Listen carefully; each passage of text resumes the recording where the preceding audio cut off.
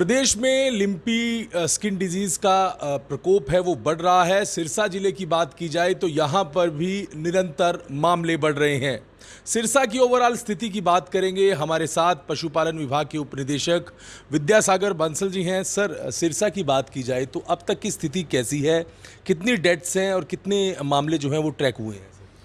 सिरसा में जो lumpy skin disease से जो स्थिति है अभी तक नियंत्रण में है। इसमें कोई दो राय नहीं है कि नए पशु भी संक्रमित हो रहे हैं, परंतु उसके साथ साथ जो संक्रमित पशु है उपचार उपरांत स्वस्थ भी हो रहे हैं। सिरसा जिले में कल तक 5151 पशु संक्रमित हो चुके हैं और उनमें से 3672 पशु अभी तक स्वस्थ भी हो चुके हैं। इनमें कुछ पशु जो कमज़ोर होते हैं उसमें संक्रमण ज़्यादा हो जाता है, तो उनमें डेथ भी रिपोर्ट की गई है। सिरसा में अभी तक 147 पशुओं की मृत्यु हो चुकी है। सर, इस बीमारी से पशु बचाए जाएं उसके लिए टीकाकरण अभियान भी चलाया जा रहा है। कितने इंजेक्शन्स लग चुके हैं, वैक्सीनेट कितने हुए हैं और क्या आगे कितनी ज़रूरत सर अभी है?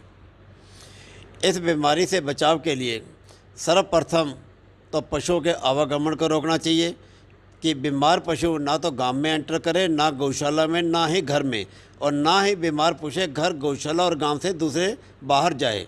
दूसरा, पशुओं के नीचे सफाई महत्वपूर्ण है। पशुओं के नीचे फर्श हमेशा सूखा रखना चाहिए। मक्खी मच्छर के कारण ये बीमारी पनपती है, एक दूसरे को काटते हैं तो दूसरे पशु को हो जाती है। इसलिए हमें अपने पशुशाला पशु बाड़ों में मक्खी मच्छर न बढ़े, इसके लिए उसको नियंत्रण के लिए कीटनाशकों का स्प्रे करना चाहिए।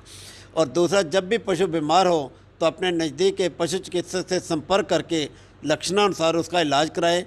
इसके लिए विभाग ने सिरसा जिला में जो वैक्सीन प्रोवाइड करी गई थी वो 25,300 पशुओं को हम टीकाकरण कर चुके हैं और विभाग ने लगभग 17 लाख जो इसके लिए वैक्सीन है, गोट पॉक्स वैक्सीन का ऑर्डर किया हुआ है। और जल्द ही सिरसा जिला में जितने भी हमारे पास गो पशु है उसके अनुसार हमारे पास ये वैक्सीन पहुंच जाएगी, तब हम समूचे गो पशु को, गोधन को हम टीकाकरण कर पाएंगे। डेथ्स की बात की जाए सर, पशुओं की डेथ्स की, तो अब तक कितनी डेथ्स हुई हैं और क्या लग रहा है कि आंकड़ा बढ़ेगा आने वाले दिनों में? क्या लगता है सर? अब तक सिरसा जिला में 147 पशुओं की मृत्यु हो चुकी है। इनमें अधिकतर वो पशु हैं कई बार जो कमज़ोर होते हैं और किसी भी तरह के स्ट्रेस को झेल नहीं पाते। काफ़ी पशु गौशाला में भी हैं और लोगों के पर्सनल भी है। इसके लिए मैं यही पशुपालकों से अनुरोध करूंगा कि जब भी कोई पशु मृत हो जाए तो उसकी सूचना तुरंत अपने पशु चिकित्सक को दें तथा मृत पशु को कभी भी खुले में हड्डा रोड़ी पर फेंक के ना आए। उसको 8 से 10 फीट गहरा खड्डा खोदकर चूना और नमक डालकर उसको दफनाया जाए। दूसरा, जो मृत पशु को दफनाने की जगह ऐसी होनी चाहिए, वो ऊंची जगह होनी चाहिए। जो जल का स्रोत है, नदी है, नाले है, कुएं हैं, या जोहड़ है, उसके नज़दीक ना हो और रिहायशी बस्ती के पास नहीं होनी चाहिए। एक सर, लोगों में सर ये बात को लेकर कन्फ्यूज़न है, क्या ये बीमारी का असर ह्यूमन बींग आम आदमी पर भी पड़ता है, चाहे वो दूध पिए गाय का या और उसके नज़दीक जाने से कोई बीमारी का फ़र्क? यह एक वायरल बीमारी है और कंटेजियस बीमारी है।